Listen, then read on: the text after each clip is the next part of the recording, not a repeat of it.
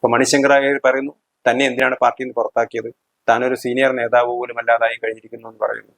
തനിക്കെതിരായിട്ട് മോഡിയൊക്കെ ഉന്നയിക്കുന്ന ആരോപണങ്ങൾ അത് തന്നെ കോൺഗ്രസ് ഏറ്റുചൊല്ലുകയാണെന്നാണ് മണിശങ്കർ അയ്യർ പറയുന്നത്. ശശി തരൂർ പറയുന്നു തന്നെ പ്രചരണത്തിന് ക്ഷണിച്ചില്ല, കോൺഗ്രസ് പരാജയം എന്തുകൊണ്ടാണ് പരാജയപ്പെട്ടതെന്ന് വിലയിരുത്താൻ തയ്യാറാവണം.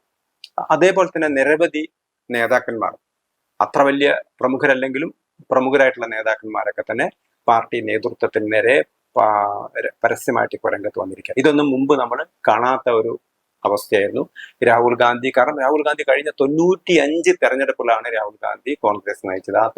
അദ്ദേഹം പരാജയപ്പെട്ട തെരഞ്ഞെടുപ്പ്, അദ്ദേഹം വിജയിച്ചത് കർണാടകത്തിലെ ഒരു നിയമസഭാ തെരഞ്ഞെടുപ്പ്, തെലങ്കാനയിലെ ഒരു നിയമസഭാ തെരഞ്ഞെടുപ്പ്, ഹിമാചൽ പ്രദേശിലെ ഒരു നിയമസഭാ തെരഞ്ഞെടുപ്പ്. പക്ഷെ ഇപ്പോൾ കോൺഗ്രസിന്റെ സ്ഥിതി എടുത്തു നോക്കൂ.